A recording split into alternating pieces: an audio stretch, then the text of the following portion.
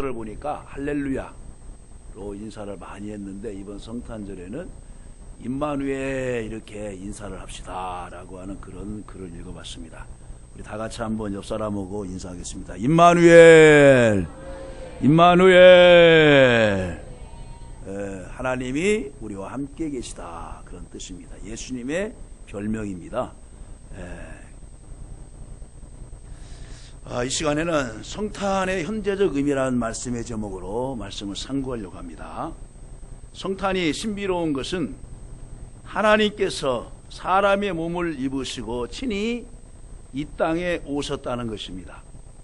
이것을 신학적인 용어로는 성육신, 인카네이션이라고 합니다. 인카네이션.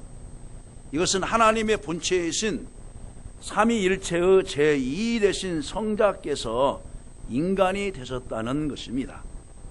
그리고 또 신비로운 것은 지금 이 시간에도 주님을 믿고 사모하는 자에게 예수님은 성령으로 각인의 심령에 찾아가셔서 함께 하신다는 것입니다. 그리고 예수님께서 마지막으로 지상 명령으로 주시면서 내가 세상 끝날까지 너희와 항상 함께 계시겠다고 하신 것은 성령을 보내주시면서 우리와 항상 함께 하시겠다고 하는 것입니다. 그를 가리켜 임마누엘이라고 말합니다. 그러므로 2000년 전의 역사적 성탄은 주님을 믿어 모셔드린 현재 우리에게도 중요한 의미를 던져주고 있는 것입니다. 첫째로 성탄의 현재적 의미는 무슨 의미가 있는가? 예수님께서는 작은 모습으로 찾아오셨습니다. 우리는 작은 것이라고 하면은 가찬하게 생각을 합니다. 그러나 작은 것이 쌓여져서 큰 것을 이룹니다. 또 성경에서는 내 시작은 미약하였으나 나중은 심히 창대하리라 말합니다. 작은 것을 미약하다고 말합니다.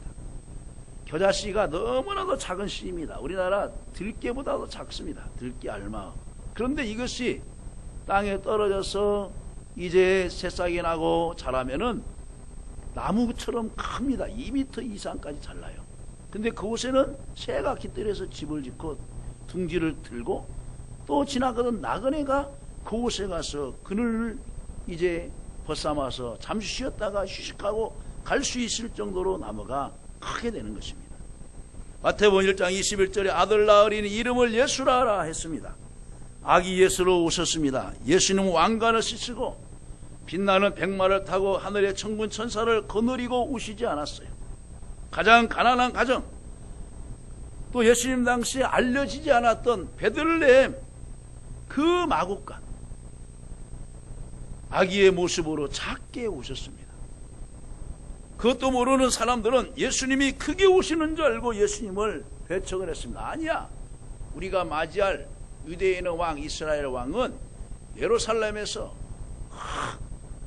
그래도 훌륭한 가문에서 탄생하시지 어떻게 그 초라한 그 목수의 아들로서 오겠느냐 하면서 영접하지 않았습니다.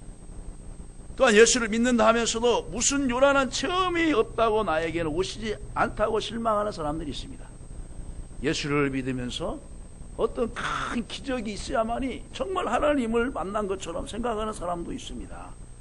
여러분, 우리가 날마다 작은 것에서 살아가는 평범한 인생인 것 같지만은 바로 이것이 하나님께서 우리들에게 주시는 은혜임을 믿으시기를 간절히 바랍니다. 누구든지 예수님이 나의 구주이심을 믿으면 그 마음에 이미 예수님께서 찾아오신 것입니다. 예수님의 모습이 보이지 않는다고 안 오신 것이 아닙니다. 이미 그 심령 속에 찾아가 안주하고 계시는 것입니다. 그 다음에 두 번째로 예수님은 지금도 성령으로 각인의 마음에 찾아오십니다. 예수님이 어떻게 나셨나요? 마태복음 1장 20절에 다윗의 자손 요셉아 내 아내 마리아 데려오기를 무수하지 말라. 그에게 잉태된 자는 성령으로 된 것이라 했습니다. 바로 성령으로 나셨습니다. 그래서 우리가 신앙 고백할 때에도 성령으로 잉태하사 동정녀 마리아에게 낳으시고라고 고백합니다. 세상의 모든 사람들은 아담의 후손으로 원죄를 가지고 태어납니다. 그러나 예수님은 아버지가 필요 없이 성령으로 처녀의 몸에서 태어났기 때문에 죄가 없으십니다. 이처럼 지금도 그를 믿는 자에게 예수님은 성령으로 임하시는 것입니다. 그래서 요한복음 3장에 보면 밤에 찾아온 니고데모에게 예수님께서 이런 말씀을 하십니다. 진실로 진실로 내게 이르노니 사람이 물과 성령으로 나지 아니하면 하나님의 나라에 들어갈 수 없느니라고 말합니다. 이때 유대인의 관인이었던 니고데모는 이 말씀을 깨닫지 못했습니다. 성령으로 거듭난다는 것이 무슨 말이죠?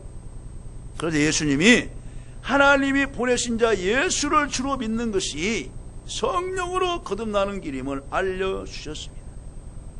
사랑하는 성도 여러분, 우리가 예수를 영접할 수 있도록 성령님이 이미 우리 마음에 찾아와 주셔서 우리를 죄인으로 고백하게 하시고 죄를 깨닫게 하시고 또 인간의 힘으로는 구원받을 수 없다는 것을 고백하면서 예수님이 나를 위하여 십자가에 못 박혀 죽어주심을 믿게 하시는 것입니다. 이것이 성령이 각인에게 인쳐주시는 것입니다. 그 다음에 세 번째로 예수님께서는 낮고 천한 우리에게도 찾아오신다는 것입니다. 누가복음 2장 7절 말씀에 보면 첫 아들을 낳아 강보에 싸서 구유에 누웠으니 이는 여관에 있을 곳이 없음이더라 그랬어요. 이처럼 예수님은 아주 낮게 베들레헴 마곡간 말 구유에서 나셨습니다. 로마나 예루살렘 왕궁에서 나시지 않고 낮고 천하고 냄새나는 마곡간에서 나셨습니다. 따뜻한 방도 없었습니다. 바로 그 말이 자는 곳. 또 예수님은 나귀를 타고 오셨기 때문에 나귀가 잠자는 곳이 아니었느냐 이렇게 말하는 역사학자도 있어요. 그런데 이제 이미 마국간으로 알려졌기 때문에 그냥 마귀든 나귀든 일단 키우는 곳이라고 잠자는 곳이라고 생각하시면 이제 되는 것입니다. 예수님께서 우리 인간의 모습으로 오셨다는 것 자체가 가장 낮게 오신 것입니다. 낮게 오신 거예요. 이건 사람이 동물이 되는 것보다 더 낮게 오신 것입니다. 그래서 빌립보서 2장 6절에서 8절 말씀에 보면은 그런 근본 하나님의 본체시나 하나님과 동등됨을 취할 것으로 여기지 아니하시고 오히려 자기를 비워 종의 형체를 가지사 사람들과 같이 되셨고 사람의 모양으로 나타나서 자기를 낮추시고 죽기까지 복종하셨으니 그 십자가에 죽으심이라. 인간의 모습으로 마국간에서 나온 것만도 마다하지 아니하고 머리 둘 것도 없고 여우도 굴이 있고 공중 나는 새도 깃들 곳이 있는데 예수님은 머리 둘 것이 없었다는 거예요. 그리고 낮은 자와 천한 자, 세리의 친구, 가부의 친구, 장기의 친구가 되어서 늘 그들과 가까이 있습니다. 그리고서는 나중에는 십자가에서 죽기까지 했었어요. 가장 극악한 사형제도였던 바로 이제 페르시아에서부터 시작됐던 그 사형제도가 국가를 반란하고 소요를 시켰던 그 사람들에게 바로 집행하였던 그 사형틀에다가 예수님을 죽게 하셨어요. 그래도 예수님은 그것을 마다하지 않고 죽으셨습니다. 왜 그럴까요? 낮고 천한 우리를 구원해 주시려고. 지금도 베들레헴 예수 탄생 교회 가면은 작고 낮은 문에 겸손의 문이라고 명칭이 붙어 있습니다. 이제 겸손의 문을 들어가려고 하면은 그 문이 한 140cm 정도 되는 것. 고개를 푹 숙이고 들어가야 됩니다. 푹 숙이고 들어가야 돼요. 근데 그 안에는 홀이 없습니다. 뭐냐, 예수님이 낮고 겸손한 모습으로 살아가세요 라고 하는 그런 뜻이 있는 것입니다. 그러므로 우리는 비천하게 오신 아기 예수님을 경배하려면 우리도 더욱 겸손해야 한다는 의미에서 출입문을 작게 만들었다고 하는 것입니다. 이처럼 주님은 제약된 우리에게도 자기를 낮추시며 찾아오십니다. 우리 마음은 베들레헴 마옥간보다 더 썰렁하고 추하고 냄새나는 존재들입니다. 우리들의 마음을 미세 현미경으로 만약에 우리의 마음을 볼 수만 있다고 한다면은 여러분 암도 보잖아요.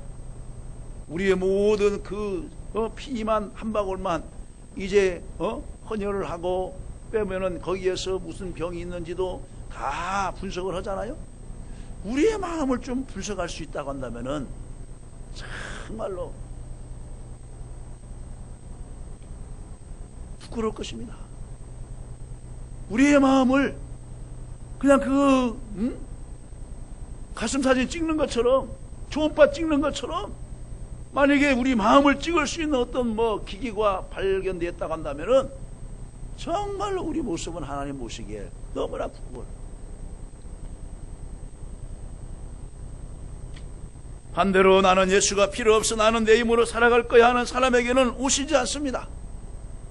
저는 예수님이 필요합니다. 예수님이 없이는 저는 소망이 없습니다. 예수님께서 나의 전부요, 나의 기쁨이십니다 하는 사람에게 찾아오시는 것입니다.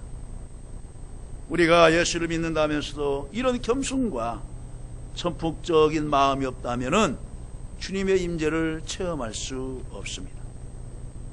다음에 네 번째로 예수님은 성경대로 우리에게 찾아오셨습니다.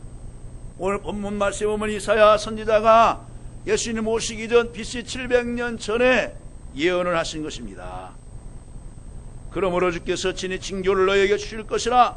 보라, 처녀가 잉태 아들 낳을 것이요 그의 이름을 임마누엘이라 하리라고 예언하셨습니다.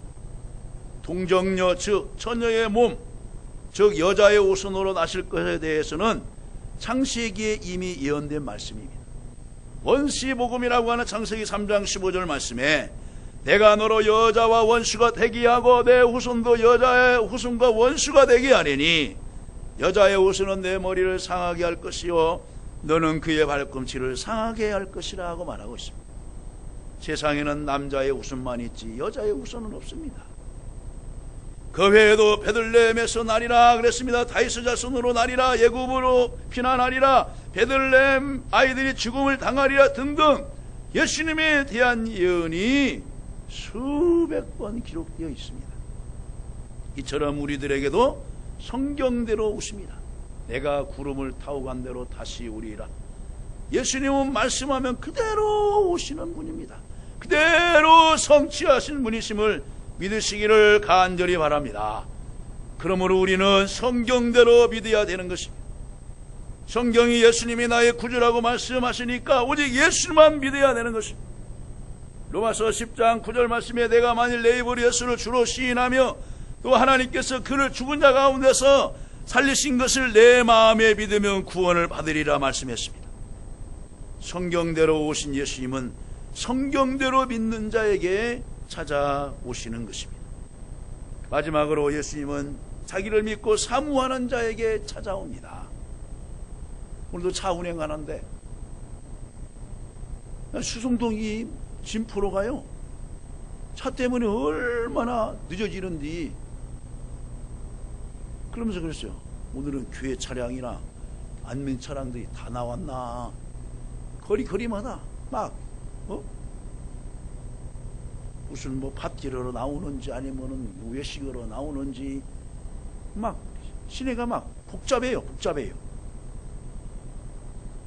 우리는 주님을 사모하는 마음으로 근본 성탄을 맞이하시기를 간절히 바랍니다.